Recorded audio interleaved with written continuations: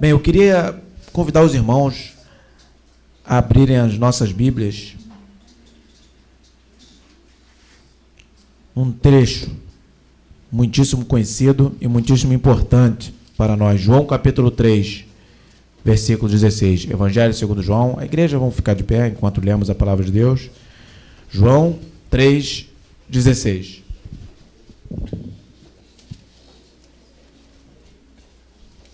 Eu gostaria que todos lessem.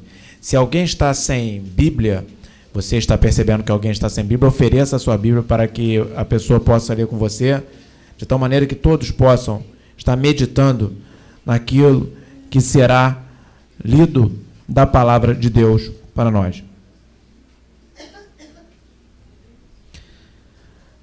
Diz assim: porque Deus amou o mundo de tal maneira que deu o seu Filho unigênito, para que todo aquele que nele crê não pereça, mas tenha a vida eterna. Amém. Senhor nosso Deus, temos lido a Tua santa palavra. Senhor, fala aos nossos corações. Fala, ó Deus, para a Tua igreja aquilo que Tu queres. Usa-nos, ó Deus, por Tua misericórdia. Em nome do Senhor Jesus. Amém. A igreja pode assentar-se.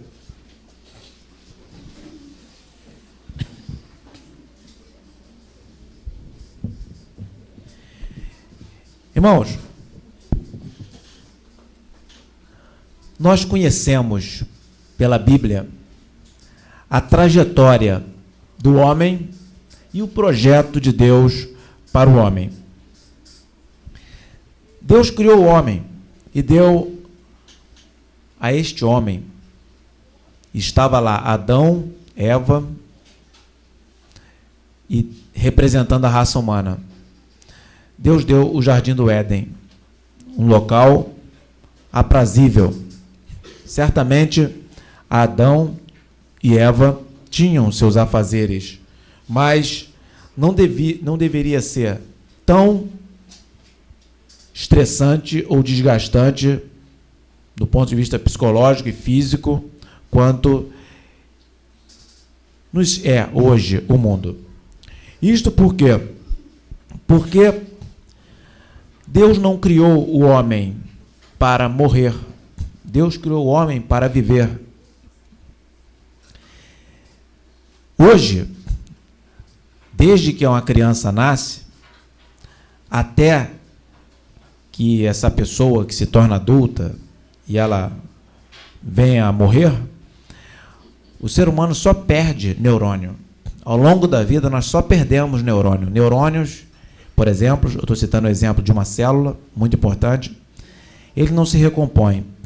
A gente só perde ao longo da vida.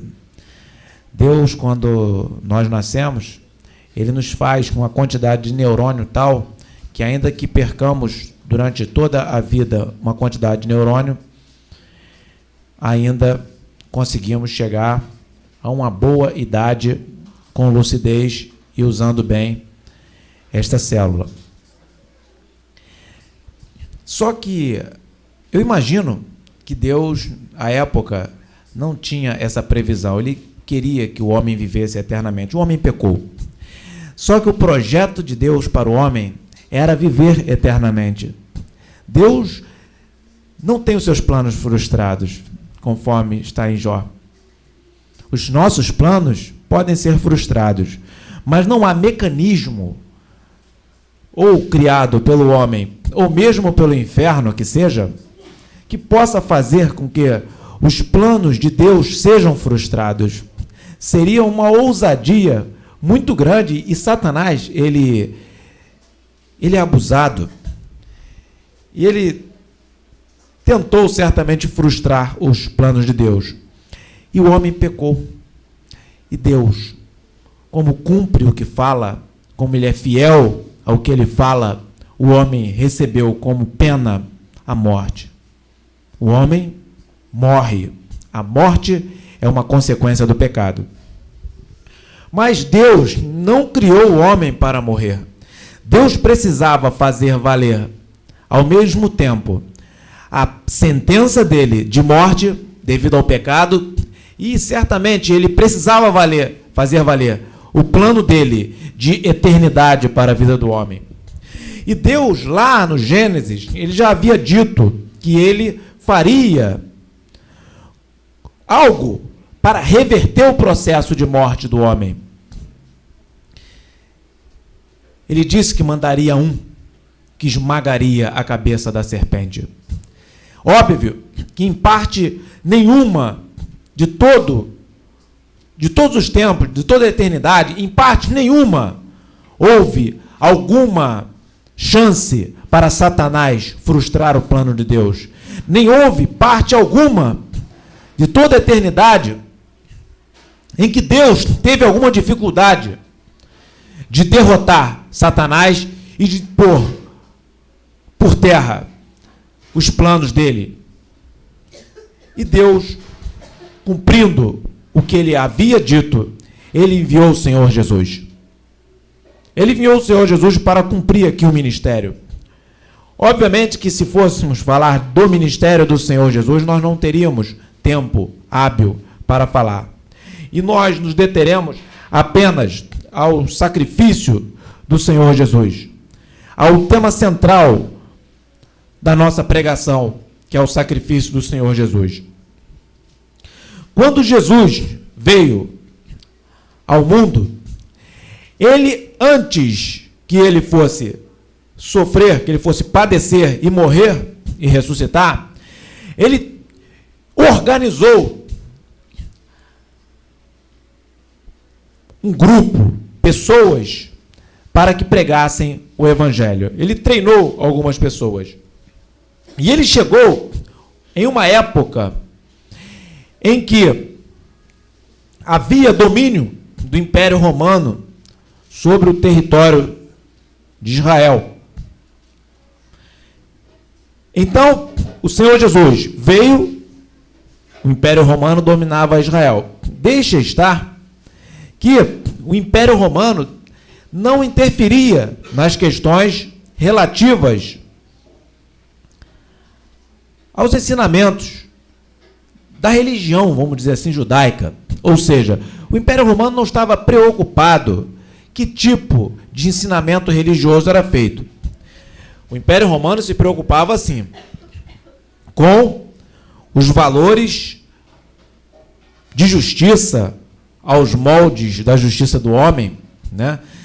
O Império Romano, ele tinha uma estrutura administrativa e jurídica muito forte à época, e essa estrutura fiscalizava os tribunais de Israel. E Jesus, ele encontrou, além dos romanos, encontrou os líderes religiosos judeus da época. E um desses grupos eram os fariseus, que eram membros de um dos principais grupos religiosos dos judeus e seguiam rigorosamente a lei de Moisés e as tradições e costumes dos antepassados. Os fariseus opunham-se a Jesus, que trazia uma pregação toda espiritual e despida do formalismo. Então, os fariseus se incomodavam com a pregação de Jesus. E o que é interessante, eu tenho convicção de que os fariseus não tinham dificuldade de perceber a inteligência do Senhor Jesus. Não tinham. Porque Jesus, quando tinha 12 anos, já estava no templo, debatendo sobre a lei. Então, imagina que Jesus, com 20, 25, 30, e depois no ministério dele, de 30 aos 33, Jesus Cristo era certamente reconhecido como alguém muito conhecedor da lei e muito ciente do que ele estava fazendo aqui. Jesus Cristo, ele não desprezava, por exemplo, prostitutas, não desprezava pecadores, pessoas rejeitadas, e escolheu para si discípulos que se tornariam apóstolos do meio de pessoas diversas. Ele escolheu, ele não queria uma casta o seguindo, mas ele queria homens que tivessem condições de realizar o seu ministério. Ele não escolheu dentre a elite e nem escolheu só pessoas das classes mais baixas. Ele diversificou aqueles que ele convocou para trabalhar consigo. E o que acontece? Jesus Cristo tinha uma independência na transmissão, na pregação do Evangelho. Jesus encontrou também os saduceus, que faziam parte desse grupo, os sacerdotes e as pessoas ricas e de influência. Os saduceus eram aristocratas, era um grupo de pessoas ricas e que exerciam o poder sobre as demais camadas sociais.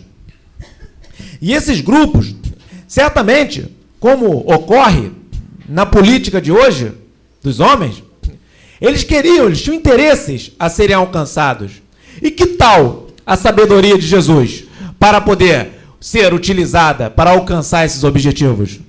Que tal uma inteligência divina, como tinha Jesus Cristo, para fazer com que Jesus fosse cooptado por esses homens e seguisse com eles e fizesse o que interessasse para o grupo político deles? Só que o Senhor Jesus Cristo, ele não veio aqui para fazer o seu nome politicamente. Jesus não veio fazer isso. Jesus Cristo não veio, por exemplo, dar demonstração de força. Um dos grandes testemunhos do que o Senhor Jesus Cristo não veio aqui dar demonstração de força foi quando Satanás esteve cara a cara com ele. E todas as propostas que Satanás fez, ele simplesmente não atendeu e demonstrou desprezo. E por último, depois de mostrar para Satanás de que ele não daria nenhuma demonstração de poder, ele expulsou Satanás, usando a palavra de Deus. Jesus Cristo não transformou as pedras em pães, porque ao passo que Jesus Cristo estava com fome, ele também poderia pensar o seguinte: não, eu vou mostrar para o diabo que eu transformo em pães. Ou mesmo Jesus poderia fazer o seguinte: transformar aquelas pedras em pães e depois não comer os pães, só para mostrar, viu, diabo, como eu consigo transformar as pedras em pães? Você ainda duvida que eu sou Jesus Cristo? Eu não vou romper o meu jejum, mas eu vou transformar as pedras em pães. Jesus não fez isso. Satanás também: se tu és o Filho de Deus, lança-te daqui abaixo. Jesus poderia ter se lançado e não cair, podia lançar e flutuar, ele andou sobre as águas, mas ele poderia se lançar e contrariar Satanás. Nem os anjos vêm me defender, mas eu ando sozinho aqui em cima do ar. Jesus poderia fazer isso, mas ele não deu demonstração de força para Satanás. Ou seja, não deu confiança. E quando Satanás foi mais ousado e falou: tudo isso eu te darei, aí ele expulsou Satanás. Como que diz: Satanás, eu não te atendo, agora você ainda quer me comprar? Expulsou Satanás. Isso foi diante do diabo. Vamos ver diante dos poderosos. Em Lucas capítulo 23, versículo 8. Um trecho que muito me chama a atenção. Que quando Jesus Cristo, já próximo à sua morte, ele foi convocado por Herodes. E em versículo 8 de Lucas 23, diz que Herodes, quando viu Jesus, alegrou-se muito, porque havia muito que desejava vê-lo, por ter ouvido dele muitas coisas, e esperava que lhe veria fazer algum sinal. E o que é interessante aqui, que até aquele ponto todos conheciam Jesus, mas Jesus não foi ter com Herodes, porque certamente Jesus já havia identificado o que Herodes queria. Porque Jesus Todo-Poderoso, que curava enfermidades, o Jesus Todo-Poderoso que andava sobre o mar, o Jesus Todo-Poderoso que exercia o poder sobre as tempestades, quem não queria ter uma pessoa dessa ao lado? Qualquer poderoso que fosse inteligente ia querer ter uma pessoa dessa do lado. Só tinha um detalhe: para ter o Senhor Jesus do lado, tinha primeiro que se humilhar e reconhecer a soberania de Deus. Jesus Cristo não estava esperando nenhuma deferência humana. O Senhor Jesus, quando veio, ele já sabia que iam matá-lo, porque ele veio com esse propósito, porque ele sabia que se ele não morresse, nós estaríamos perdidos. E o versículo 9 desse Lucas 23, desse capítulo, Lucas 23, diz que Herodes interrogava Jesus com muitas palavras, mas Jesus nem respondia. Jesus, se tivesse algum interesse de se livrar da morte, ele ia dar assunto para Herodes, mas não foi esse o propósito dele. Agora, alguns homens instruídos da lei, homens que se achavam poderosos, achavam que Jesus, santo que era, Jesus Cristo, que tinha todo aquele poder e não errava, que Jesus teria vindo condenar. Jesus, ele pelo menos, com base na lei de Moisés, ele que seguia os mandamentos da lei, cumpria a lei, que tal Jesus aplicar uma sentença que o Sinédrio aplicava, que eram homens? Que tal Jesus fazer o mesmo? Ou mesmo que não aplicasse a sentença, ele dissesse qual era a sentença cabível. Porque, afinal, a essa altura, já sabiam que Jesus conhecia a lei. E a lei trazia expressas as penas cabíveis pelos delitos. Só que em João capítulo 3, versículo 17, diz assim: porque Deus enviou o seu Filho ao mundo, não para que condenasse o mundo, mas para que o mundo fosse salvo por ele.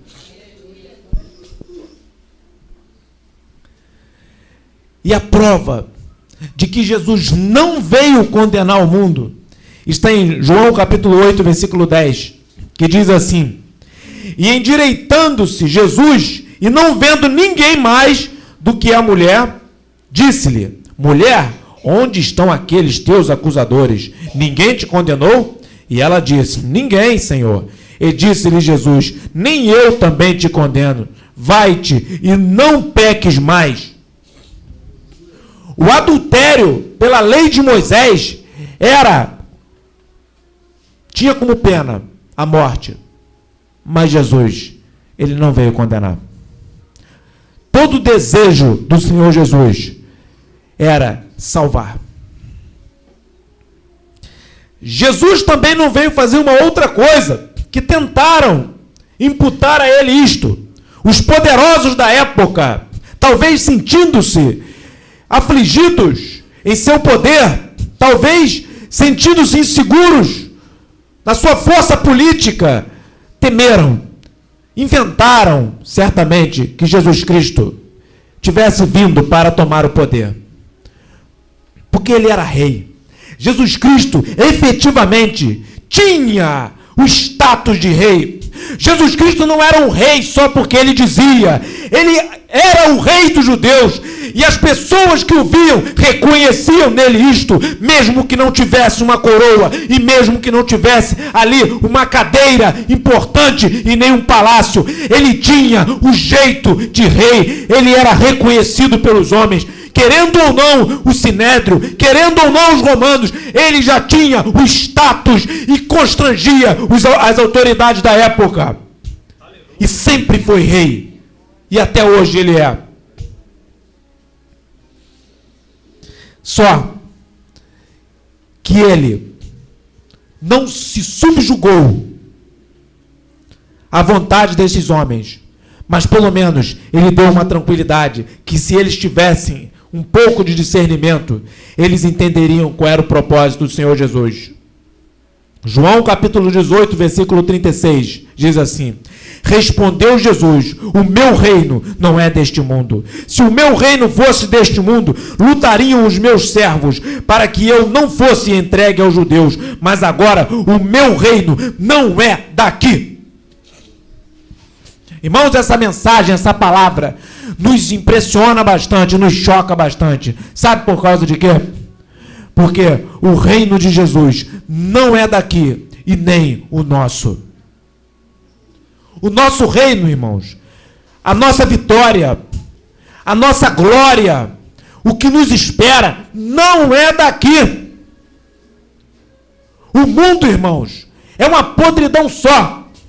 Esses dias, eu estava de frente para um desembargador, bastante conhecido. E eu disse para ele: Professor, a corrupção está em todo lugar, está espraiada. Quem detém o poder sofre forte pressão dos corruptos. Ele ficou me olhando assim e não negou o que eu tinha falado. Esse é o nosso mundo, irmãos. Enquanto temos aí desemprego elevado, miséria, muitos brasileiros na miséria, somos um dos países com uma das piores distribuições de renda do mundo. Enquanto uns ganham 20, 30, 40 mil reais, outros nem comida, nem dinheiro para comprar farinha, arroz, feijão tem. E aqueles que têm muito dinheiro, muitos entendem que isso é assim mesmo. As pessoas não estão tão preocupadas. Elas acham que o reino delas é aqui. Nós louvamos a Deus, porque entre nós, servos do Senhor, nós batalhamos muito para vencer as dificuldades deste mundo. Mas mesmo que nós cheguemos ao final da nossa vida, sem ter uma herança aqui, sem ter dinheiro, sem ter patrimônio, nós iremos cientes que o nosso reino não é daqui. Se nós chegarmos ao final da nossa vida com muito patrimônio, com muitas riquezas, teremos a mesma convicção. Nosso reino, como o do Senhor Jesus, não é daqui. Agora, o que o Senhor Jesus veio fazer?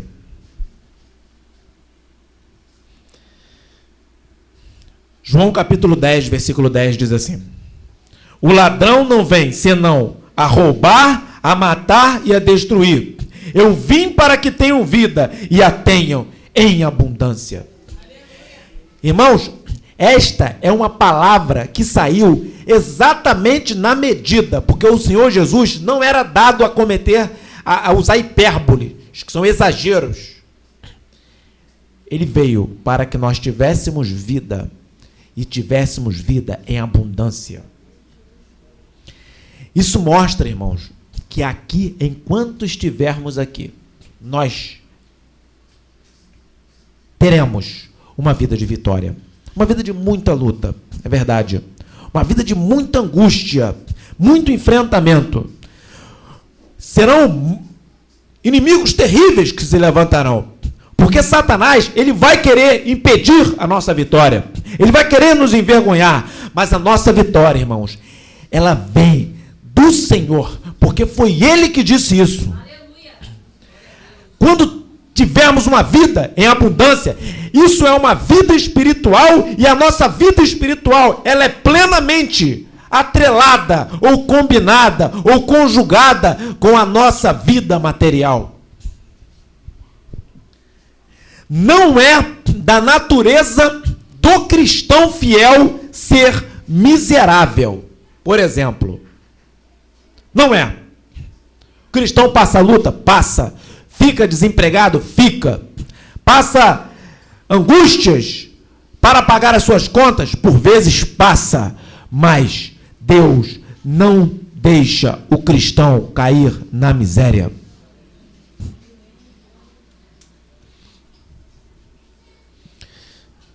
João 3,17 diz uma outra coisa que o Senhor Jesus veio fazer.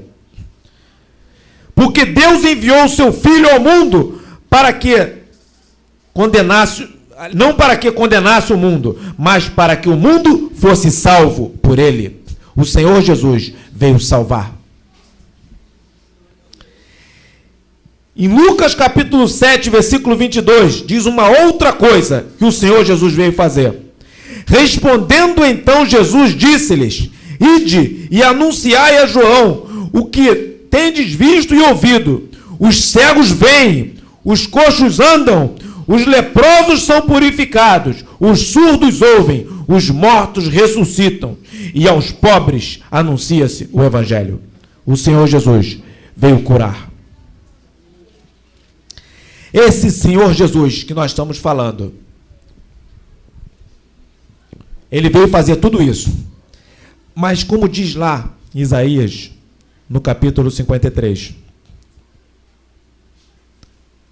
ele enfrentou a morte. Irmãos, quando o Senhor Jesus enfrentou a morte,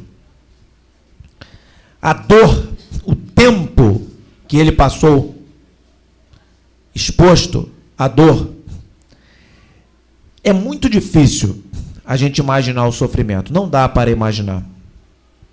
Não dá para imaginar. Mas o pior de tudo, irmãos, antes da morte, houve uma tortura psicológica muito grande no Senhor Jesus. Eu não vou detalhar mais, as nossas horas estão se avançando, nós vamos encerrar, mas Jesus Cristo, ele teve uma dura tarefa no seu julgamento. Ele não poderia comprometer nenhum dos seus. Não poderia comprometer nenhum dos seus. Ele não poderia assumir nenhuma culpa, seja ela do ponto de vista jurídico, político ou religioso.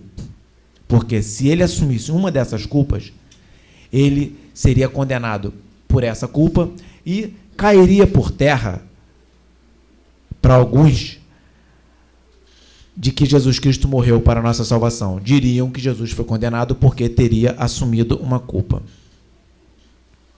Mas também, Jesus não poderia evitar a sua morte. Ele tinha que morrer.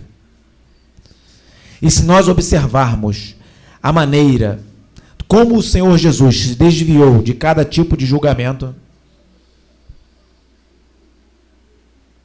nós veremos como ele quis morrer por nós. Durante o julgamento de Jesus, o Senhor Jesus Cristo, ele enfrentou diversos julgamentos. Eu vou explicar para os irmãos. Por exemplo, existe julgamento político. O que é um julgamento político? Os irmãos observam que alguns políticos são caçados e depois são absolvidos pela justiça. O julgamento que se faz numa cassação de mandato é um julgamento político. O julgamento que se faz em um tribunal de justiça é um julgamento jurídico. O julgamento que se faz em sede de uma instituição religiosa é um julgamento religioso. Jesus se submeteu a esses 3 julgamentos e foi absolvido, mesmo que com argumentos fraudulentos. Nem com argumentos fraudulentos conseguiram condenar o Senhor Jesus, até porque o Império Romano não permitiria que fosse fraudado os julgamentos, que fossem fraudados os julgamentos. Só que aí, finalmente, Jesus foi entregue à população, a um tribunal do júri. No Brasil, a Constituição da República diz que deve ir a tribunal do júri as pessoas que cometem crime doloso contra a vida. Ou seja, aquele que mata alguém assim por matar. Alguém que mata para roubar, por exemplo, é um crime chamado latrocínio. Essa pessoa não vai para o tribunal do júri. Mas quem mata mata por matar, um crime doloso, a pessoa quis matar, vai para o tribunal do júri. E é julgado, quem aplica o julgamento são pessoas da sociedade e leigas. Não é o juiz. E o tribunal do júri é soberano. Eu estou falando isso para mostrar a razão fundamental de um tribunal do júri. É para julgar um crime repugnante, que é o crime doloso contra a vida. É que o legislador falou, não, quem mata desse jeito, tem que ser julgada pela sociedade. Não vai ser um juiz que vai julgar. E foi esse tribunal que condenou Jesus. Foi o povo. O que eu faço com Jesus? Crucifica-o. O povo, nossos representantes, escolheram que Jesus deveria ser morto e Barrabás ser solto. E mesmo assim, o Senhor Jesus sentiu-se vitorioso em cumprir a sua missão, porque ele quis morrer por nós. O Senhor Jesus, quando ressuscitou, ainda que ele tivesse sido, ele foi traído por Pedro. Pedro talvez representou ali o que muitas vezes nós fazemos com o Senhor Jesus. Nós, por vezes, o traímos. Mas o Senhor Jesus, quando ressuscitou, porque ele venceu a morte, ele ressuscitou, a morte não pôde contê-lo. Ele falou: olha, diga aos meus discípulos e a Pedro. Pedro interessava para o Senhor Jesus, porque o Senhor Jesus sabia que Pedro, embora tivesse o traído, Pedro estava constrangido, estava triste, estava arrependido. Então, ao coração arrependido, o Senhor Jesus Cristo vai atrás dele. Não importa se tiver traído o Senhor Jesus, não importa se tiver pecado, o Senhor Jesus, ele quer o coração arrependido. É um amor, irmãos, que não dá para explicar o que é isso. Na prática, nós seres humanos, quando alguém erra, na prática, quem ofende vai atrás do ofendido para se recompor, se refazer do seu erro. Com o homem é diferente. O Senhor Jesus anda atrás, o tempo todo batendo no coração, esperando que o homem abra a porta. E ainda diz: se abrir a porta, eu entrarei e cearei contigo. Então, esse é o amor que, em 2 Coríntios, capítulo 5, versículo 14, assim escreveu o apóstolo Paulo: porque o amor de Cristo nos constrange, julgando nós assim, que se um morreu por todos, logo todos morreram. Sabe o que quer dizer isso? É o seguinte: o amor do Senhor Jesus é tão constrangedor que, se o Senhor Jesus morreu, nós não precisamos morrer pelo nosso pecado. É como se nós tivéssemos morrido. Ele sofreu toda aquela carga violenta, aquela violência toda que colocaram sobre ele. Ele fez isso porque ele quer nos encontrar um dia no céu. Para finalizar, eu queria deixar 2 versículos, 2 mensagens para a igreja. A primeira, quando o Senhor Jesus Cristo, ele ia subir, ele falou assim: eu vou, mas eu enviarei o Consolador. E estarei convosco todos os dias até a consumação dos séculos. Ou seja, Jesus Cristo subiu, mas ele falou: eu vou estar aí com vocês. O representante, quem faz o meu papel é o Espírito Santo. E ele vai estar, eu vou estar convosco todos os dias até a consumação dos séculos.